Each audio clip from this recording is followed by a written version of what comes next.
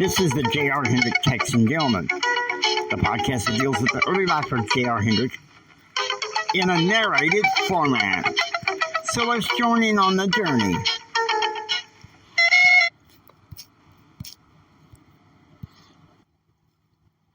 Welcome to the podcast. With me to evaluate this one, because J.R. is away on business for the time being, is a good friend of his by the name of Stony Rosen. Good to be here as always. Now, this is one of my least favorite episodes because this episode unfortunately brings out dark JR. Okay? And he does, of course, not to be in spoiler alert, but the next Socratic summer season, Dark JR comes out quite a bit. Indeed, he does. So we're going to have to find some way to deal with him, right? So we're going to go back to July 12th, if we can. Because this episode is very important.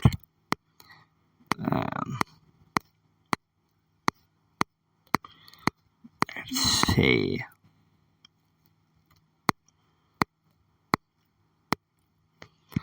All right.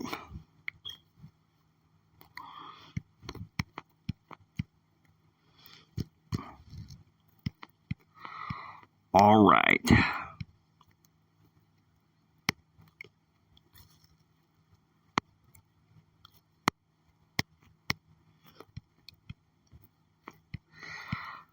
For some reason, I did not mark this very well. And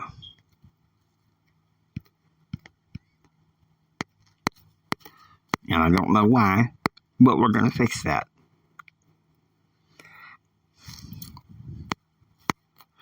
Here we go. We'll start with 12 p.m. Central. Can JR handle... okay, here we go. The mark's right there.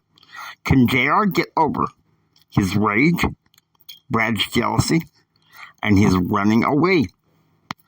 Okay, so it's 1:15 p.m. Central. Tim Newcastle's father picks him up at the airport. When, surprise, Brad picked up JR with Karen in the car. And Karen's like, "Hi, Carol. Brad wants Texas burger at the park. We can't stay too long because I have dinner tonight with Donald." "I'm glad to see you, Karen." "Now, Brad, what the hell is going on?" Purely a celebration, JR.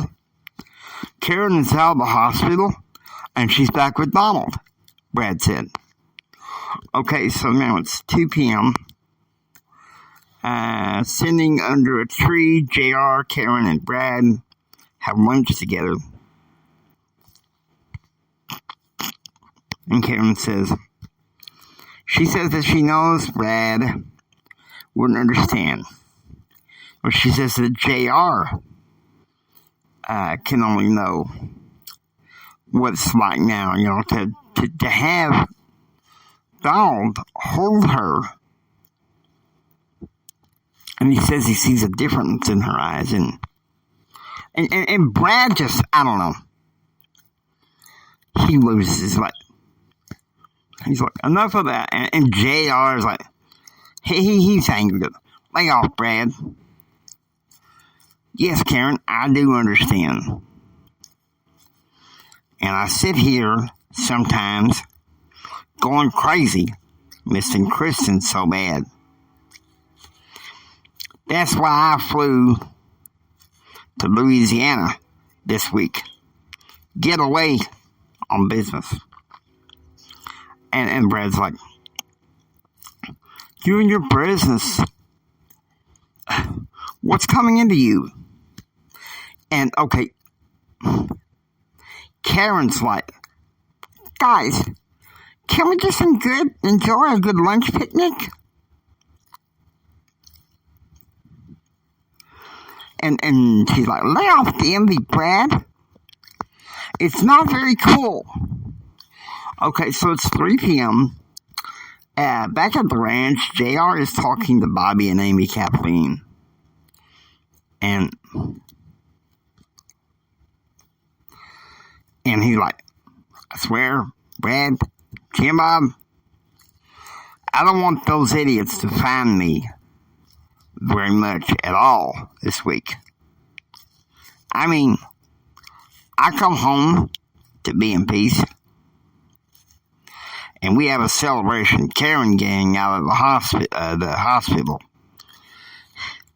And Brad just has to spoil things by being so damn jealous. I know.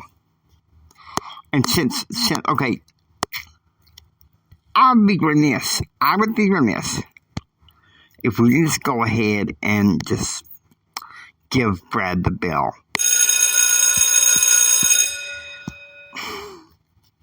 To be honest with you, I never really liked Brad.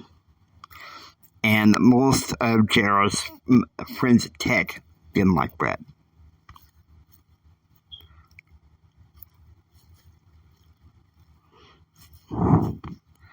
And so,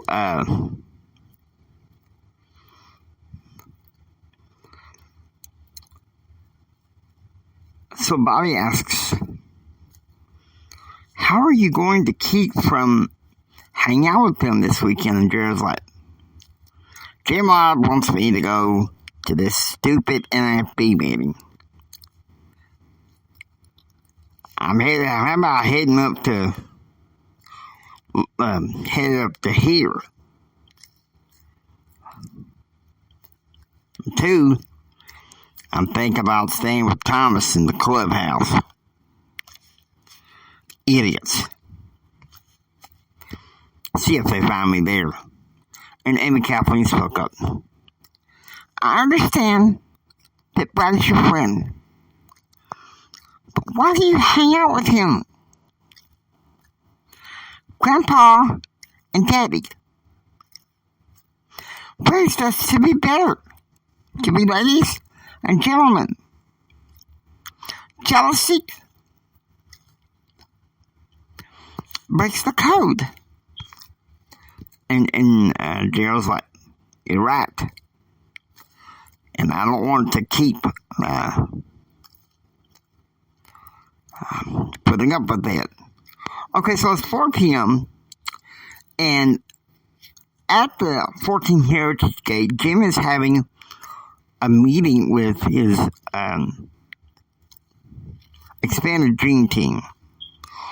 And so Christine Dodd speaks up first. She says, David, we need your insights on how to handle CBNC, and especially that yellow journalist rag, the society page.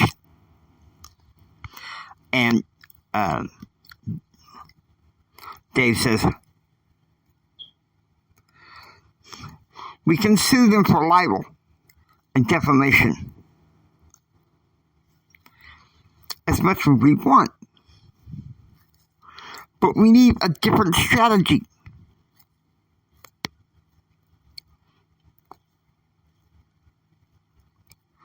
And so Steve Moore says this. He says, avoidance isn't going to solve the problem either, Steve Moore said. I'm an attorney. Why don't we just sue them for loss of consortium? And Jim says, do it. I think she's in part one of the reasons why Betsy left D.C. And Grace Arthur said, we also need an attack on the airwaves, Grace Arthur said. And Jim says, already done. 30 minutes ago, I was on the Blake Carter show. And we sent a message. Nobody in the press is going to interfere with my personal business for any reason. Miss Betsy wants a private life, and when she returns to D.C. in a few weeks, I intend to keep it private. And Michael Peters speaks up. He says, it's too bad that Greg Sanders is booked up this month. And Dave Rosenberg, he's getting nervous.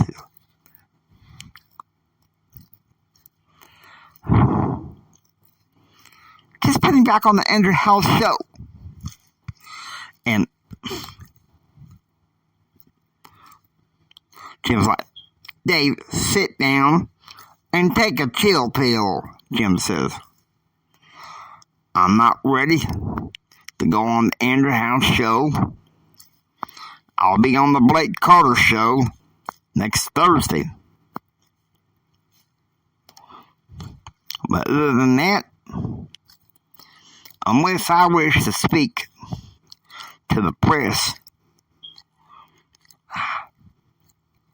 block silence. Rosenberg stood up. You've gone nuts. A press blackout? Jim pounds his fist on the table. I said sit down. In fact, all next week is going to be a press blackout. Maybe at a rally in Galveston, Texas, I'll speak. But each of you, chill. He's definitely right, Steve Moore said. If we continue a feeding frenzy from libel and defamation, we'll not stop. I'll call Tim Reiner on Sunday and tell him no press conferences except maybe on Thursday. Okay, so 6:30 p.m. Barbecue chicken, potato salad, macaroni salad, and beans are for dinner at the ranch. Elizabeth Marie gives the blessing, and the family sits down to dinner.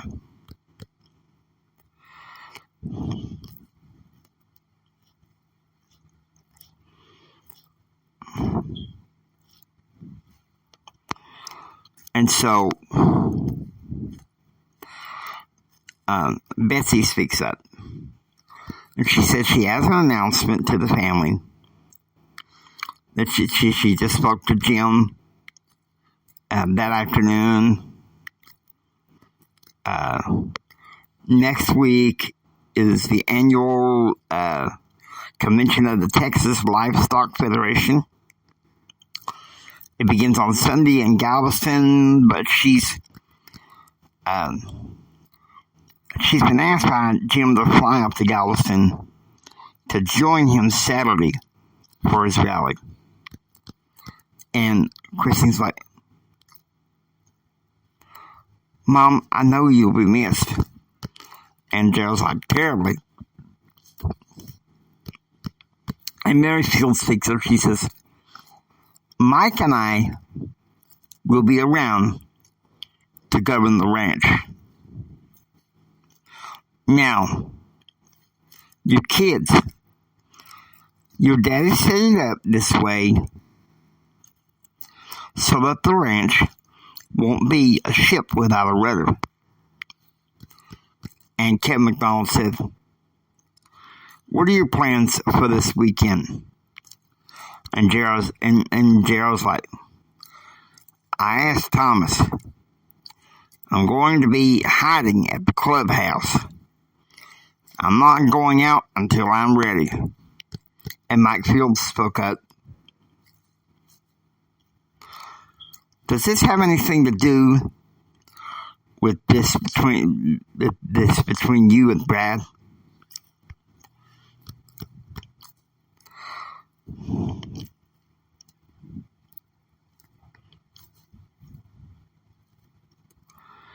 And in the way it does, and the way it don't. I'm tired of sitting around the house, pining away for Kristen, as Brad is getting jealous of the fact that love is in the air. So, okay, it's 6:30 p.m. Eastern. At White Castle, Jim is having a formal dinner with Constantine Bush, with guests like Carol and Jim Stringer, Blake Carter, and Walt and Faye Lipscomb. And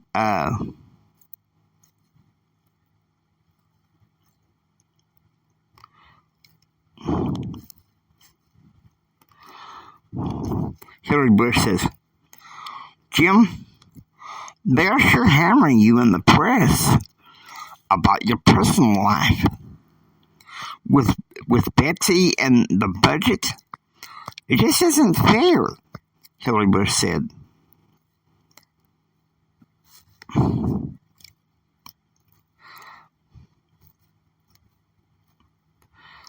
And Constantine said, seems like I talked to my cousin George.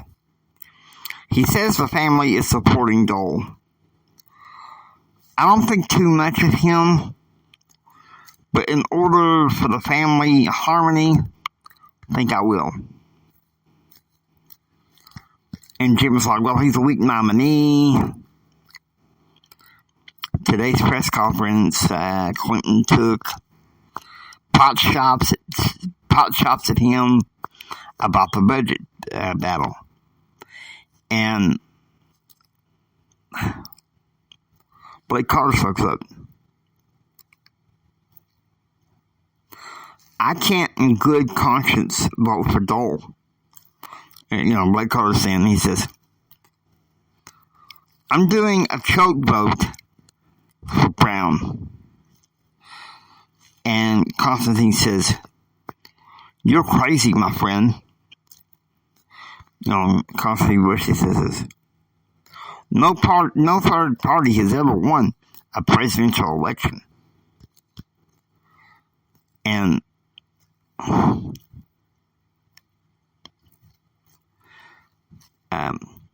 so Faye Lipscomb speaks up. She says, I hate to say it, but maybe it may be time for one. Faye Lipscomb saying that. She said, both parties in Congress are pretty corrupt. And I am not a fan of Clinton at all. Dole, he won't embrace the pro-life ticket. And Jim said, have you heard any of the latest about Congressman Bill Hume? Jim's asked that. And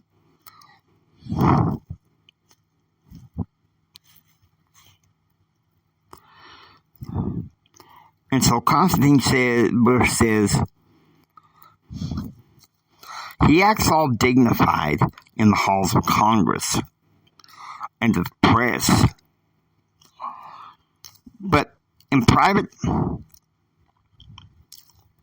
life, it makes him look pretty thuggish. And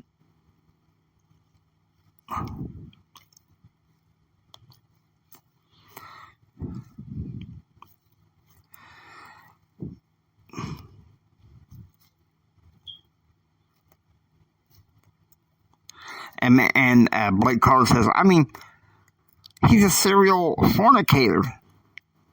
He says, last month, some TV station in Arlington picked up a P-tape he did. And Jim's like, he'll cover it up. And Jim Stringer spoke up. Simply reprehensible. Why his district in Virginia would really like him would be a damn mystery to me. He was raised in a proper Pennsylvania Baptist family. But to get so high and descend so low, he doesn't deserve to be in Congress. Plus, Carol told me 2 days ago that Bill Hume announced that he was going along with the Clinton budget.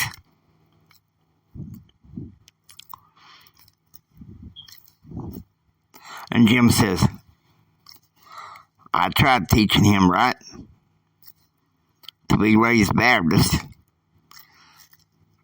He ain't got right principles. And Carol spoke up and she said, and to think that you let him live with you and the interns and your kids. One most impacted was your son, JR. Okay, so now it's 8 p.m. Central. JR and Kevin McDonald grab a snack at Kentucky Bell. Kevin gets the chicken salad delight, and JR gets 2 combination burritos. And JR says, it's nice to get out with somebody besides Brad, JR said. Then tell me why the hell are you hiding out this weekend, Kevin McDonald said.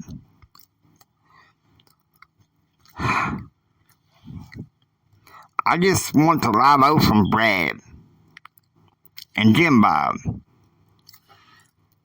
They're going to call me Saturday morning, asking to go to the NFP meeting, and I'm going to say no. Then why abscond yourself in the clubhouse? Jim Bob is persistent and annoying. He thinks if I go to the meeting, it will keep me from finding away from my girl. You can get Mike Fields to answer the phone and say that you're not coming because you're not feeling well. Or we can leave tomorrow to go stay at your family condo. Kevin, please, steer clear of this.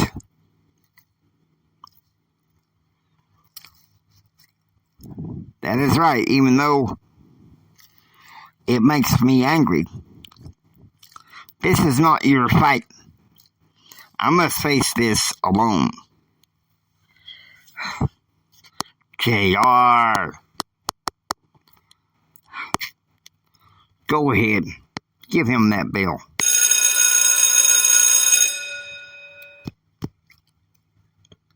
I am, because he's being idiotic.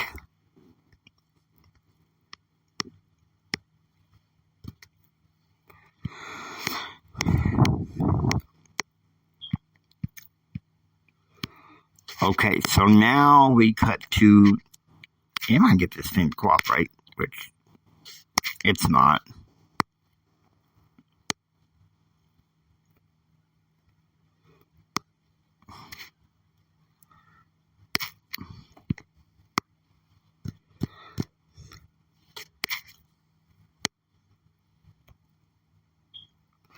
Okay, so now it's the next day, it's 1 p.m., and we cut to the clubhouse. JR and Max arrive at the ranch clubhouse where Thomas is staying with his fiancée, Rachel, and little Thomas. And Thomas is like, your mama doesn't like this, but I don't care. Your daddy understands that you have to face this battle alone. And Mike said, and right now, I wouldn't trust Brad as far as I can throw him. And Rachel said, meatloaf is for dinner tonight, y'all. Rachel said, little Thomas is going outside to play with some friends. So the Nintendo is open for you guys. Okay, so it's 3 p.m. Central. At the ranch, Betsy and Mike Fields are having iced tea on the patio and talking. And Mike Fields said, this is so moving. Why the hell does he think he has to run and hide, run away? And Betsy says, takes after his father. Remember in 76? Constantine Bush canceled his contract. And he hid out from most of his friends. Betsy, we have to bring him in. Otherwise, he's going to end up just like Jim chasing power and getting himself hurt. I know. But just like his father, there's times when he has a battle, he has to face it alone. See, that's the thing. Okay. JR keeps telling his family, his mother, and McDonald, everybody, I have to face this alone. When he could have easily have had the calmness and stood up to Brad. And I think at this point in the story, he eventually does. And so, it's 7 p.m., and JR and Max are sitting down with Thomas and Rachel to have meatloaf for lunch when Thomas likes a bowl. And Rachel's like, what are you doing? And Thomas like, Jared knows I smoke weed from time to time. Hell, a year and a half ago, he was smoking weed. Serious? It was for 2 weeks, and I got sick, Jared said. JR, the gentleman, can't be a weed smoker. I was, but no more. Okay, so it's 6:30 p.m. Buttermilk, okay, so at 6:30 a.m., it's the morning of the 14th. Buttermilk, bagels, eggs, and sausage are for breakfast as the family sits down.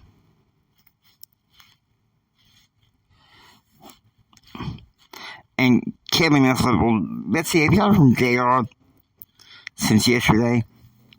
And she said, no, I didn't hear anything. But this thing with Brad is getting out of hand. And Mike Fields said,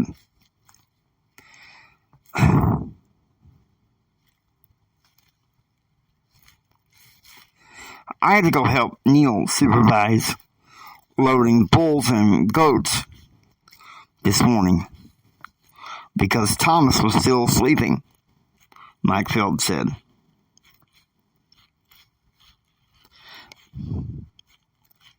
He's going wild. Afraid it might rub off JR. Nonsense, Betsy says. He promised me he'd keep his nose clean. Okay, so it's 7 a.m. Eastern, and Jim is in his home chapel. But he's reading his Bible and with his aunt and uncle and he's repenting of some of his sins, and it's obvious he's longing for Betsy. Okay, so it's 1 p.m. I'm back home from church. Jim is in the front lounge listening to Random News. Patrick Nauman, a lawyer, was doing the weekend show, The Case for Excellence. Surprise of all surprise, he was looking into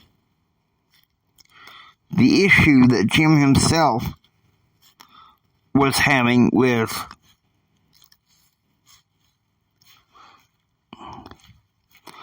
CBNC, namely TV anchor Norma Sanders. Okay, so now it's 2 p.m. At the ranch, Betsy is talking with Kevin McDonald. And Kevin's like, I look through the window of the clubhouse. The door is open, but JR won't come out. And Betsy takes a sip of iced tea and crunches on some ice. Let him spend time with his cousin. Miss Betsy, how long can we keep him hiding? And she's like, I know, Kevin. You're doing all the good with your internship.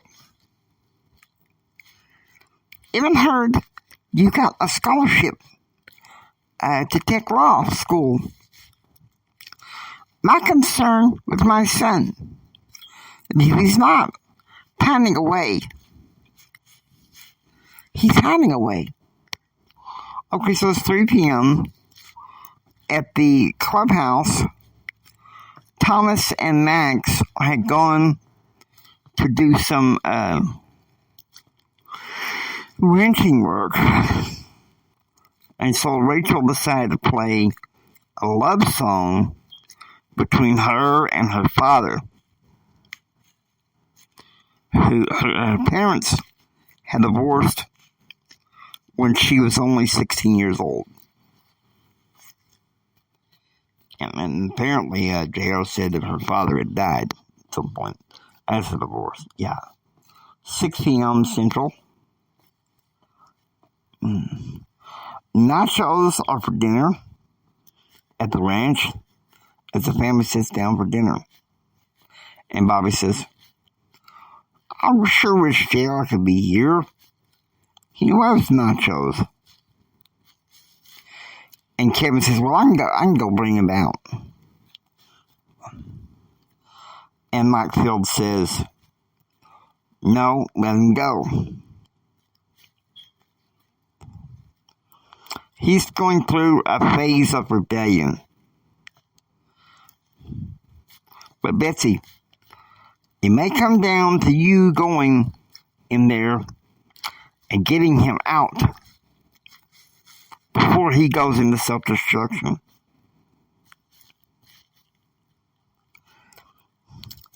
This family is falling apart without Jim, Betsy said, crying.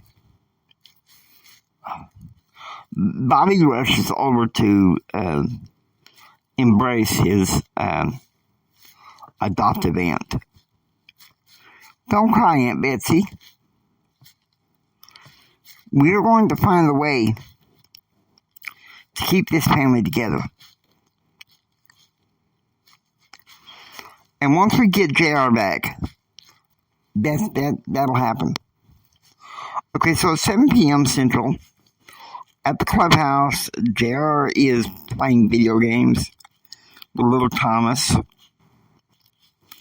While in the other room, one of the other rooms, his cousin's fiance, they're getting high.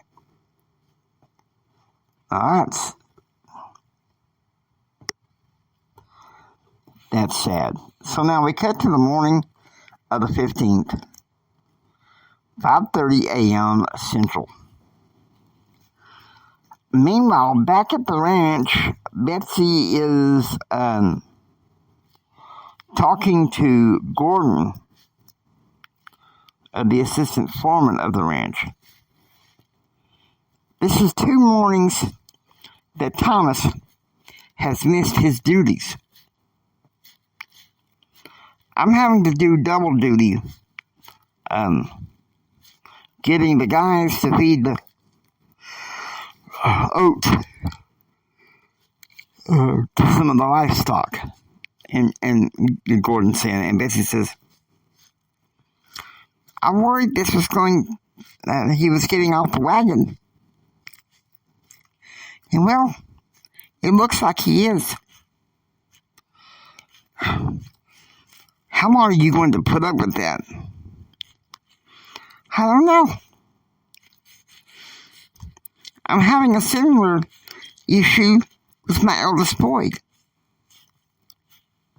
He's been holed up in the clubhouse with Thomas, his family,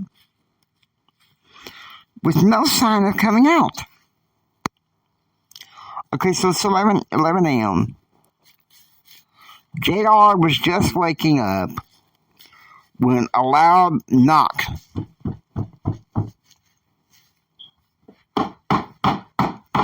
comes to the door, the clubhouse door. And JR's like, who the hell is this? And Kevin's like, it's me, your college buddy, Kevin. This is getting ridiculous. JR, come on out. So I can deal with my old prep school friends. No thanks. Will you just come out and talk to me? Discuss through the door.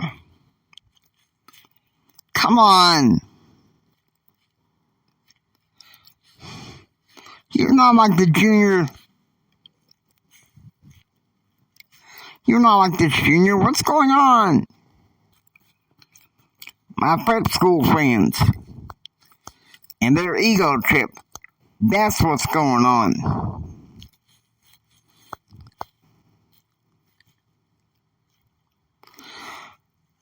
I told you what it's like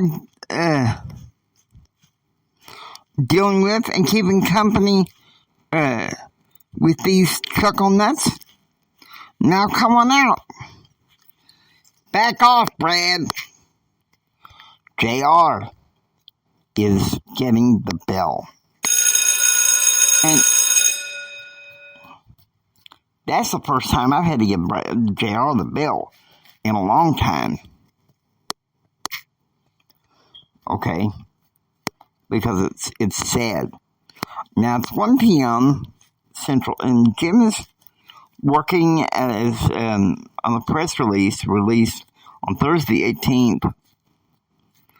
And his secretary buzzes in.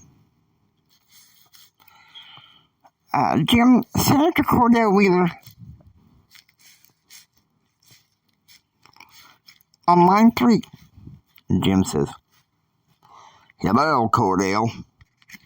And of course, the senator is all smug. He's on his private jet. Jim, I gave you an opportunity to make nice. And maybe in some ways you have, but not good enough for me. I'm flying into Shreveport for some bloodletting. Hope you're cozy up there in D.C. My plane leaves in an hour and a half. And I'm already sitting there and drinking iced tea, the senator said, with a glass in hand and a grin on his face. Go to hell, Cordell. Jim bellowed in his office. slamming down the phone. Okay, so those of you who listen to the Ritmos, the Mafia dude, I'm going to give the senator the bill.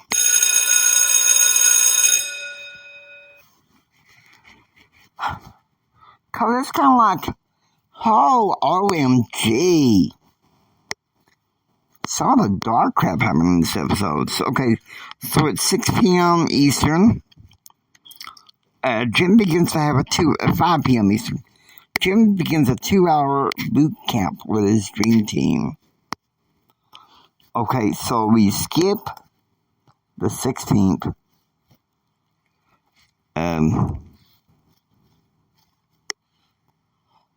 Let's see. Nope. I don't know when I see it.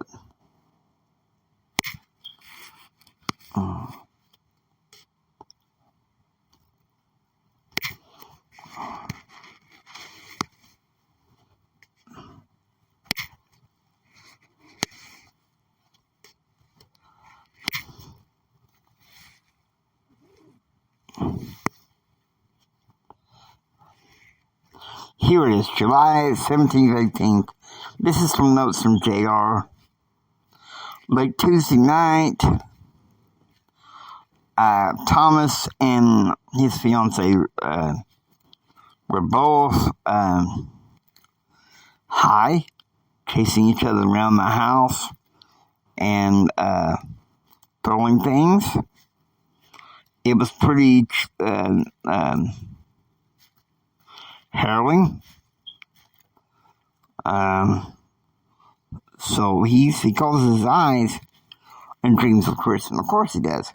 Okay, so it's 1 p.m. on the 17th Eastern. And at the EAA meeting, Jim had the group to discuss advertising strategies. Of course, who comes to try to co-run the meeting? But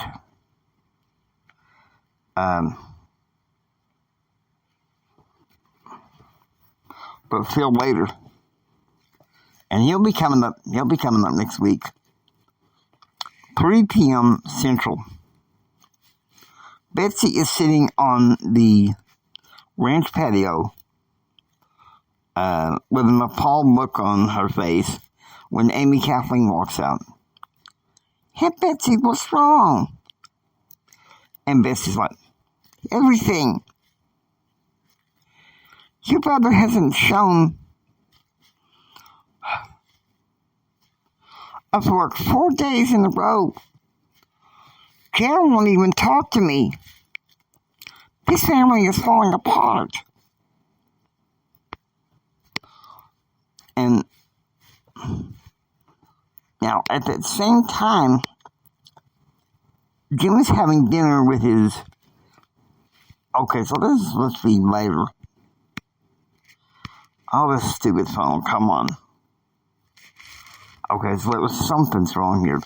Jim is having dinner with his dream team. Whereas the night before, he had dinner with Barbara Holland, who was currently reconciled with her husband.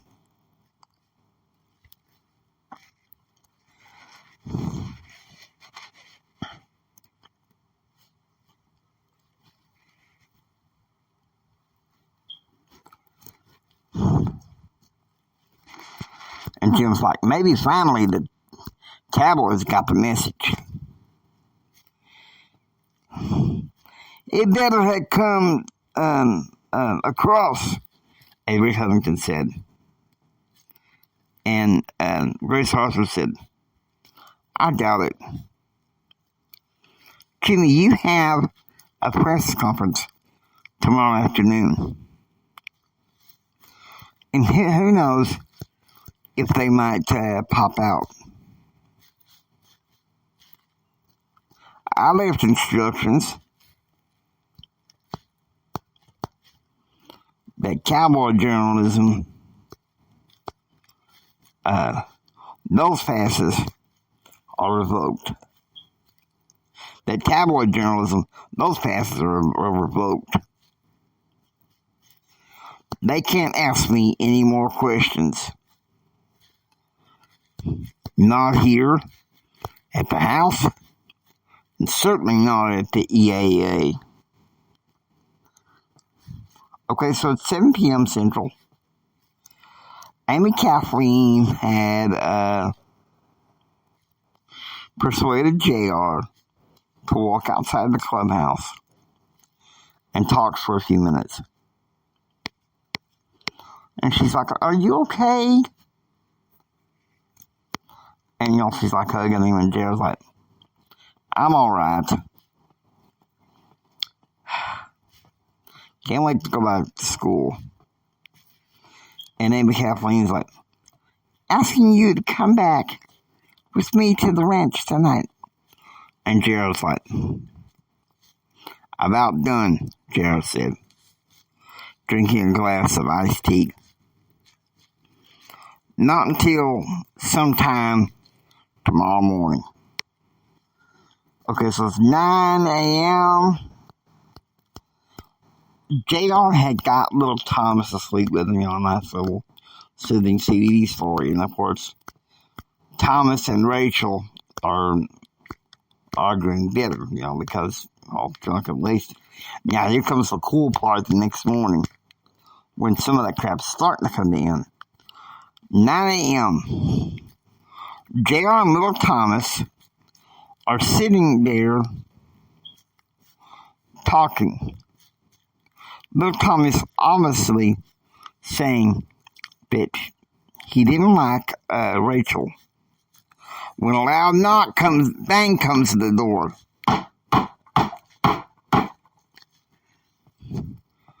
And it's Betsy. And JR walks to the door and answers it. "I'm taking you and little Thomas with me. JR, you're going back to the ranch. And I need to speak to your cousin right now." And she's running down the hall of the clubhouse screaming, "Tommy!" And she burst through the door of the main bedroom. Thomas woke up. "Thomas, wake up and tell me what the hell is going on right now." And Thomas says, "We've been high the past couple of nights, and we got wasted and partied." And she's like, "My son and your son, they are shaking like a leaf. You're on thin ice with me. You're on thin ice with me now.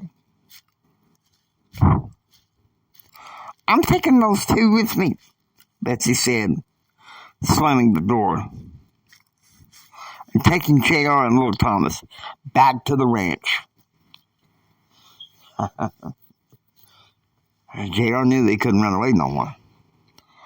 At 1 p.m., JR is in the upstairs den watching TV, and Betsy is in the home office talking to Mike Fields. "I called him and demanded that he come see me for dinner tonight. I'm going to tell him before he goes into dinner. He has to be at work here at the ranch tomorrow, or he's out of a job." Wait, okay, Mike Fields says, he says, "I called him and demanded that he come see you for dinner tonight. I'm going to tell him before dinner that either he shows up tomorrow morning here at the ranch, or he's out of a job." I hope that was enough to shake the rebellion out of my son, Betsy says. "Well, he said they have a Bible study tonight.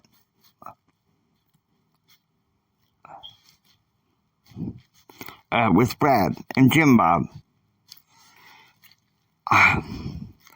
Hope anything doesn't go down. So now it's 2:30 p.m. and Jim is aided by Tim Reiner. He mixes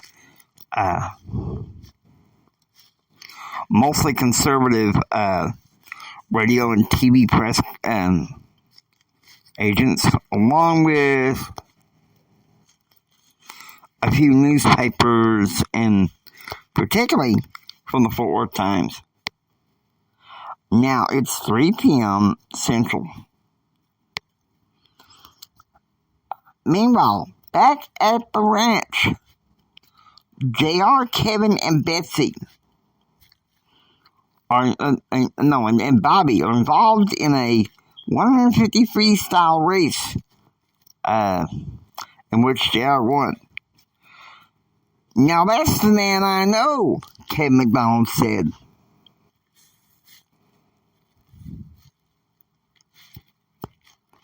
He's coming last in the race. I'm not out of the woods. I still have to face Brad tonight. Yeah, well, whatever resentment he has, he needs to get over it, Bobby said. Because it is getting really old. Okay, so it's 6 p.m. Brad pulls up in the ranch with Jim Bob in the car. And Jim Bob says, "Your mother said that you hid off for a while," Jim Bob said. "Let me guess, Kristen," Brad said. "Well, nice for you to at least acknowledge her," Jared said. Okay, and so now it's 9 p.m. and it's at the Bible study. Things are going reasonably well. And, they're watching this show, Faith in the Wind. And then JR says, "Chariots of fire, Ford Fairlane of fire, and airplane of fire." And so Brad does something blatantly stupid. He says, "How could you be so cruel? You go on vacation and lost touch with people's feelings." And JR gets some cojones, okay? He stands up, he says, "Really? I still see you still have a problem with me. If you can't handle it, fine. I'm out the door. I'll call Carmen to come get me." As he shuts the door, Jim Bob finally gets some corners. He's like, "Okay, Brad. Now, was that really necessary?" Okay, so he doesn't know about TWA 800. But cut him some slack. And even Karen lays in him. "Brad, you pig-headed idiot!" Karen shot back at him. "Not everybody watches the news every day like you and your mother." Okay, so Dr. Michelle's husband, Bernard, steps in. He's like, "All right now, this is getting out of hand. Brad, if you want to continue these Bible studies, you're to go to JR and once again apologize for real." Okay, so Brad, he walks out of the house and approaches JR, who found out that Carmen had the sniffles and couldn't come. And Brad's like, JR, look, I'm really sorry this time. I realize that all this coveting, all what you have and what Karen has, is putting a wedge between me and my friends. And Gerald's like,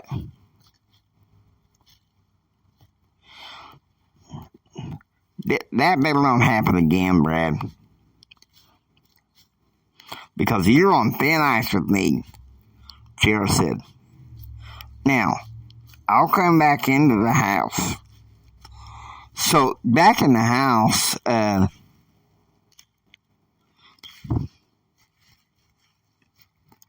Jim Bob told him about TWA 800, and Dr.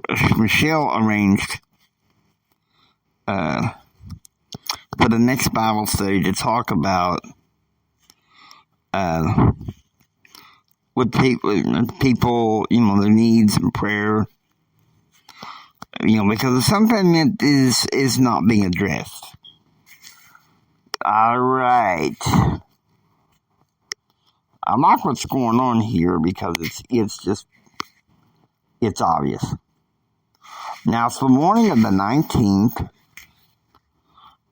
5 a.m. Betsy boards flight 719 from Midland to Galveston. Jim had already been ahead of her in the air for about 25 minutes. 7 a.m. Central. Betsy was able to fly towards the front of the Southwest. Okay, she's able to get off toward the front of the Southwest Airlines plane. So she was able to get off the plane quickly and go to the private jet terminal and meet Jim at his plane. You don't know how much I miss you, Betsy said. I'm so lost without you, Jim said. Come on. The limo is waiting for all of us to go to Gordon Deckard's bungalow. This afternoon, the team and I are going to see Scotty Underwood, who's in Galveston on business. Okay, so it's 9 a.m. It's in JR's room.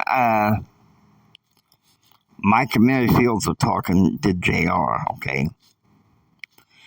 And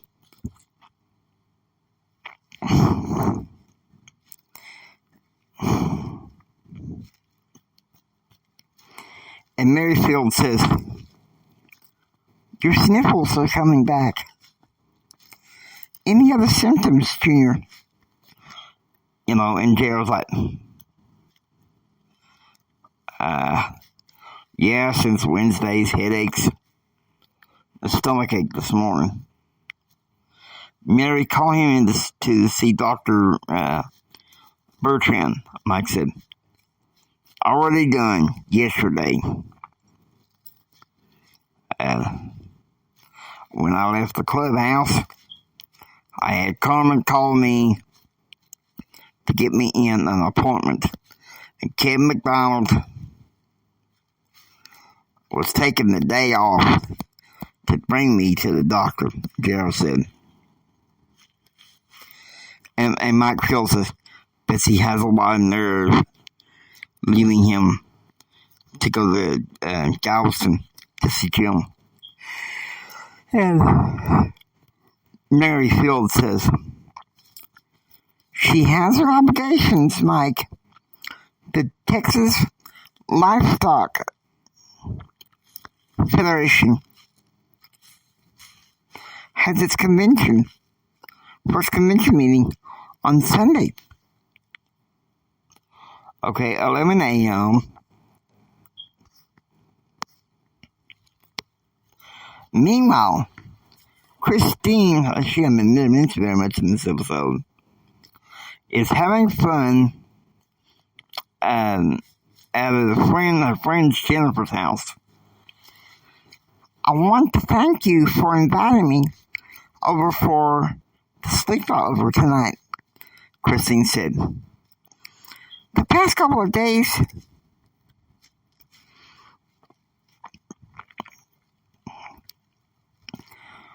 David Morgenthau has been avoiding me, Christine said. Hey, if you have to, play the field, Jennifer said. We have to go in the 23rd to enroll for our junior year at Midway Prep.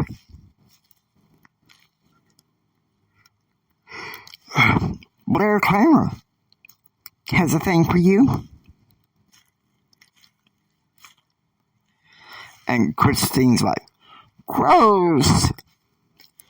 I haven't seen him since the 3rd grade. Besides, how do I not know if he's dating Belinda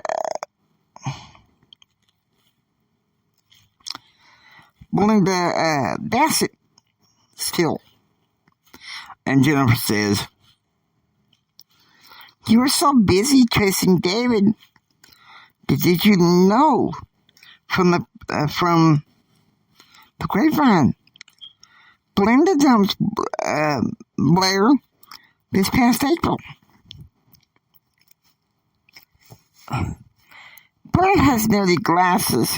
I mean, as if. Going to be content just sitting there waiting for David? Yeah, well, if he really loves me, he'll call and apologize for what he said yesterday morning about my father. And scene.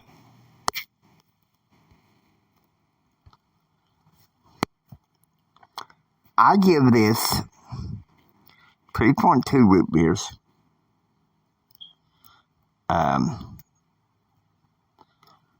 Being dragged by Mama out of the clubhouse. And having the cojones to stand up to a friend who I know is doing something wrong. Ditto. Thank you, Stoney. Hope you enjoy listening to the J.R. Hendrick Texas and Gentlemen. If you like what you hear, please subscribe and become a part of the adventure. This is the James Hendrick Empowerment Network saying until next time, get ready for the rest of the story. It's going to be a lot more interesting from here.